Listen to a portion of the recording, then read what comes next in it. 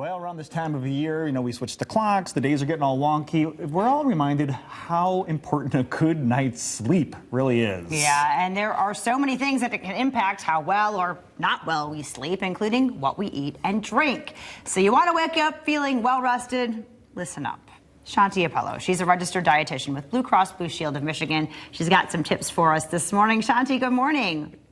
Good morning. Thanks for having me. Absolutely. Well, man, I think a good night's sleep is on everyone's list. We all need one. So let's talk about things we want to avoid, because that list is a little bit longer than the things we want to incorporate, right? It sure is. And sleep is so incredibly important for our health, right? It helps restore our memory. It helps with both our physical and our mental health. And it can also affect the things that we want to eat. So there's kind of this bi-directional relationship. Yeah, the list is longer for those things that we should be avoiding. And I think the first one is one that many people are aware of, but maybe they're not aware of when we should be cutting it off. So caffeine. Of course, we know it in things like soda, coffee, tea, but it can also be in sneaky products like chocolate, for example, breakfast cereals, if that's kind of a snack that you do at the end of the day. So that's something to be mindful of. And the half-life is about 5 hours, which means that at 5 hours, half of the caffeine is still in our system. So if you're someone who goes to bed around 10 o'clock, 2 o'clock can be a really good cutoff time for you.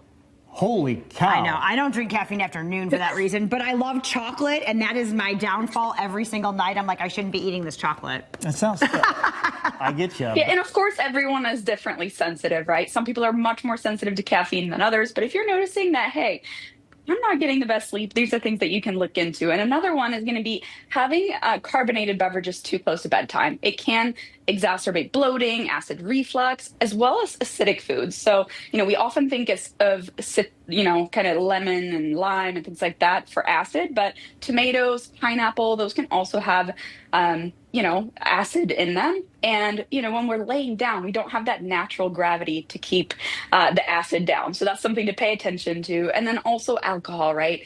Alcohol can make you fall asleep fast, but it's a diuretic, so it can make you go to the bathroom throughout the night. And it also disrupts every stage of our sleep cycles. Okay. A lot of things there about what we're putting in our body, but for my downfall, you mentioned that bowl of cereal later in the day. Yeah. Well, I tend to have that bowl of cereal like 11:30 at night. So when should we stop eating? I know what my doctor says. When should we stop eating before we sleep? Like, we've got to leave ourselves a little window there, right? I'm of the bad habit of eating right before I go to bed. Yeah, and definitely look into that breakfast cereal, because they don't all have caffeine in them, but good thing to look at, because oatmeal can be a really great bedtime snack. But about 2 hours before bed is when you want to have that last big meal. That's because our digestion is disrupted about 50% before or while we're sleeping. So it really slows down. And what you want to avoid specifically are high fat, high protein foods, because they take even longer to digest. Complex carbohydrates, on the other hand, they're quicker. They're a good option to have before bed. So like a whole wheat toast or a little bit of oatmeal, those can be good options. Okay, wonderful. And then what other foods can we eat that will help us fall asleep? Because there are some that actually do, right? Yeah, so melatonin kind of tells us that it's time to go to bed, that it's dark outside. So we naturally produce that, but there are some foods that have it as well. Now, these are not going to be replacements for, a supplement or something like that. But strawberries are a good source of melatonin, tart cherry juice as well. So if you're someone who likes to have like a nighttime beverage, this could be something to try. Milk has a little bit, pistachios as well. Of course, these are high in fat and protein, so we just want to keep it to the serving size.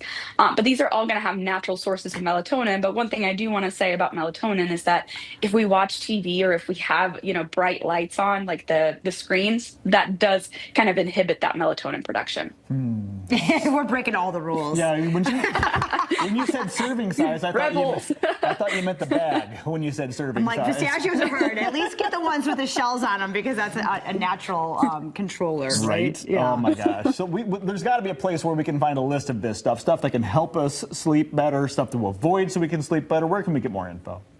Sure, yeah, and keeping a sleep diary is going to be a great way, because everyone is so different, right? But a healthiermichigan.org, one-stop shop for all this information.